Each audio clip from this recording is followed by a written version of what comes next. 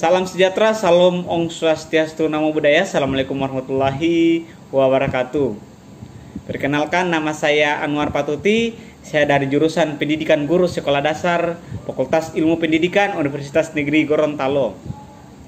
Pertama-tama, puji syukur kehadirat Allah Subhanahu wa Ta'ala yang telah memberikan rahmat dan hidayahnya, sehingga saya mampu mempresentasikan materi perkembangan kurikulum yang ada di Indonesia.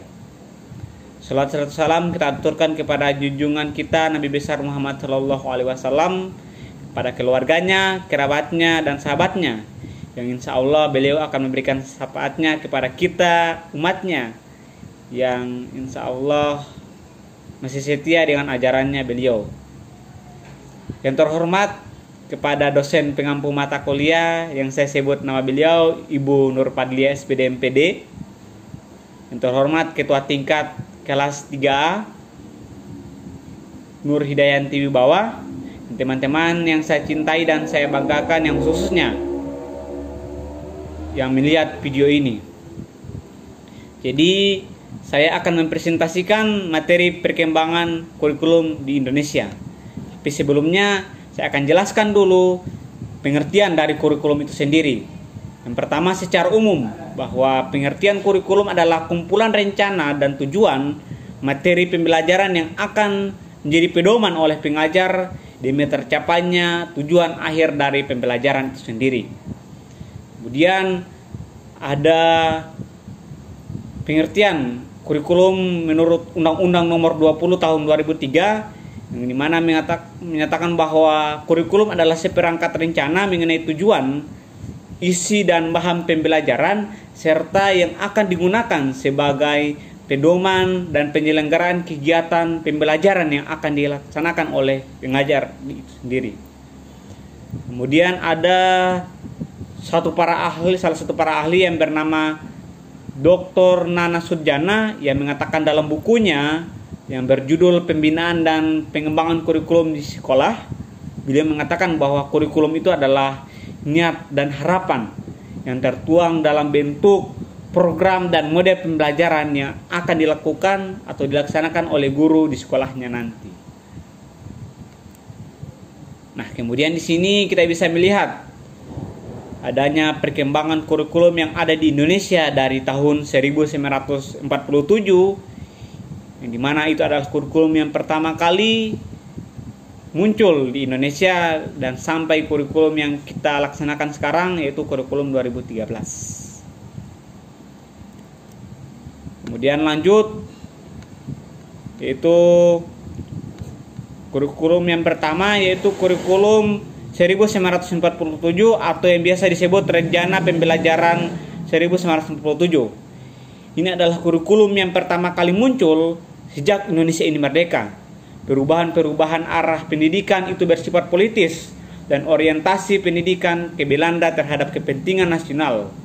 Saat itu mulai ditetapkanlah asas pendidikan kita dan ditetapkan juga Pancasila, sehingga kurikulum ini disebut sebagai rencana atau Rencana Pembelajaran 1947.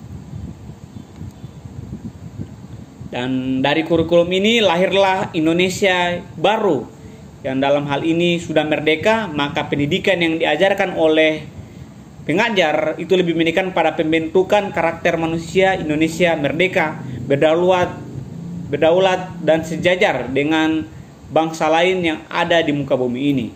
Fokus dari pendidikan atau kurikulum yang ini itu tidak menekan pada pendidikan pemikiran, tapi melainkan hanya pendidikan watak dan kesadaran bernegara dan bermasyarakat. Kemudian yang kedua ada kurikulum 1952, yaitu kurikulum ini merupakan penyempurna dari kurikulum sebelumnya, di mana merinci setiap mata-mata pelajaran sehingga dinamakan sebagai Rencana Pembelajaran yang terurai pada tahun 1952. Kurikulum ini juga sudah mengarah pada suatu sistem pendidikan nasional atau sistem pendidikan Indonesia yang seperti setiap pelajaran itu dihubungkan dengan kehidupan yang kita lakukan setiap hari. Kemudian ada kurikulum 1964 di mana pemerintah kembali menyempurnakan sistem pendidikan kurikulum yang sebelumnya tapi untuk kurikulum yang ini disebut sebagai Rencana Pendidikan 1964. Kurikulum ini berciri bahwa pemerintah mempunyai keinginan atau hasrat agar rakyat dapat mendapat pengetahuan akademik untuk pembekalan pada jenjang sekolah dasar, sehingga pembelajaran yang akan ke depannya itu dipusatkan pada program Pancawardama, yang itu perkembangan moral, kecerdasan emosional artistik, dan keterampilan dalam bentuk kerohanian dan jasmani. Kemudian selanjutnya ada kurikulum 1968, yaitu kurikulum ini sejak jatuhnya Soekarno atau berakhirnya masa jabatan dari Soekarno dan digantikan oleh Soeharto. Tapi kurikulum ini bersifat politis dan menggantikan Rencana Pendidikan 1964 yang dicitrakan sebagai produk dari hasil Orde Lama. Kurikulum ini juga mempunyai tujuan untuk membentuk manusia Pancasila yang sejati, kuat dan sehat jasmani, dan mempertinggi kecerdasan dan keterampilan jasmani, moral, budi pekerti, dan keyakinan beragama. Kurikulum ini juga bersifat teoritis, yang dimana tidak mengaitkan dengan permasalahan faktual yang ada di lapangan. Titik beratnya kurikulum ini terdapat pada materi apa saja yang akan diberikan dan diajarkan kepada siswa di setiap jenjang-jenjang pendidikan. Kemudian berlanjut pada kurikulum 1975, di mana kurikulum ini diperbaiki oleh pemerintah. Kurikulum ini hasil perbaikan dari kurikulum sebelumnya, dan kurikulum ini menekan pada pendidikan yang lebih efektif dan efisien. Dan menurut salah satu para ahli yang bernama Mujito, Direktur Pembina TK dan SD Departemen Pendidikan Nasional, kala itu kurikulum ini lahir dari pengaruh konsep-konsep di bidang manajemen, atau yang biasa disingkat menjadi MBO, Manajemen by Objective, di mana kurikulum ini menggunakan metode, materi, dan tujuan pengajaran yang dirinci dalam prosedur pengembangan sistem instruksional, yang disingkat sebagai PSI. Kemudian selanjutnya ada kurikulum 1984, di mana kurikulum ini mengusung pendekatan kepada proses keahlian atau keterampilan siswa itu sendiri.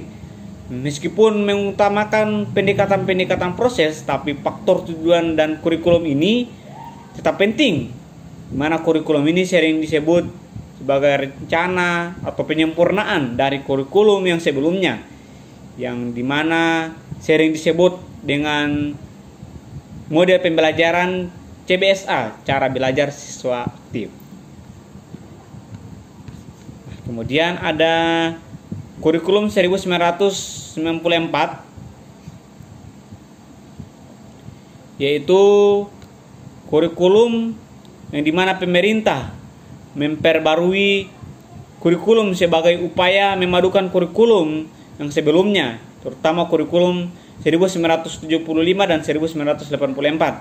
Namun, perpaduan antara kurikulum yang tadi, antara tujuan dan proses belum berhasil, sehingga banyak kritikan-kritikan, tanggapan masuk dan bertentangan yang disebabkan oleh beban belajar siswa yang dinilai terlalu berat, sehingga muatan nasional atau sistem pendidikan lokal, misalnya bahasa daerah, kesenian, keterampilan, dan lain-lain, itu bersifat sulit dan tidak mampu diimplementasikan oleh siswa pada saat itu.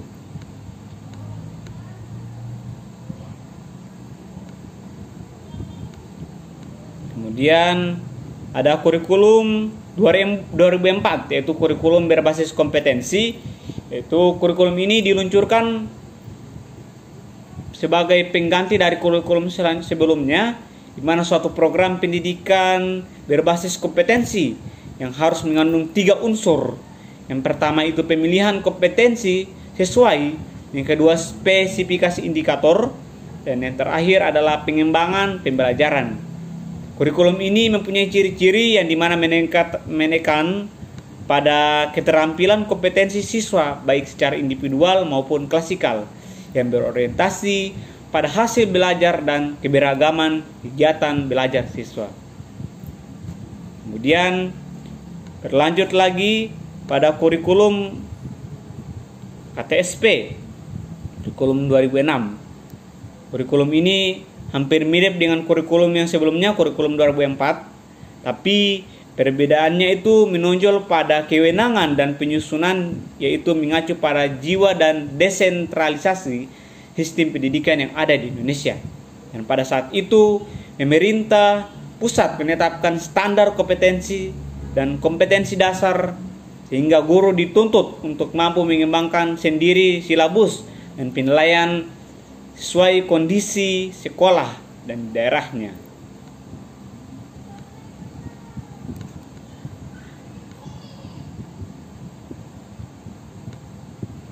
Kemudian yang terakhir itu ada kurikulum 2013, yaitu kurikulum yang kita laksanakan sekarang,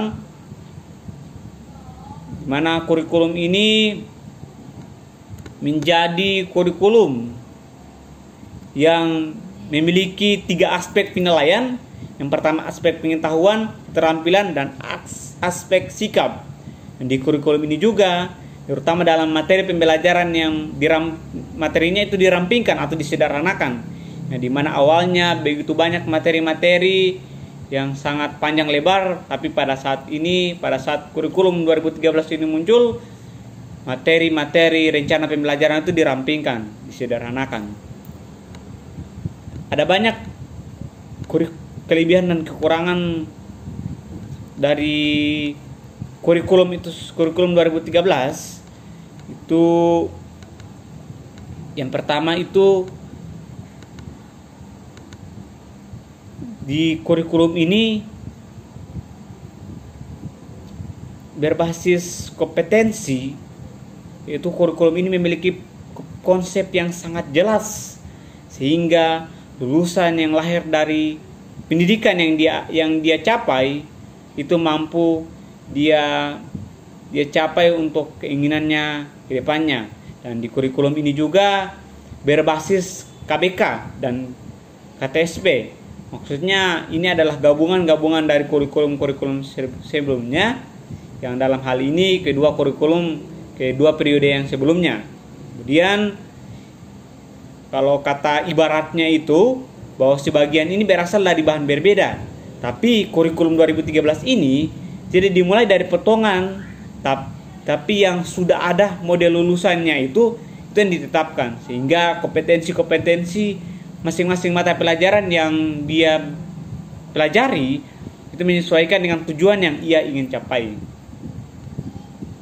Tapi ada beberapa kekurangan yang sangat signifikan yang muncul dari kurikulum 2013 ini. Adanya kontradiksi sehingga mau melahirkan manusia yang kreatif, kritis, inovatif, tapi penuh dengan materi-materi, banyak pembelajaran, padahal materi-materi itu sudah dirampingkan, tapi pada saat 2013, pada saat implementasinya itu masih ada banyak pemenuhan yang dalam hal ini masih banyak kendala-kendala dalam segi waktu, yang kalau kita mau lihat sekarang itu ada sistem full day, penambahan jam pembelajaran.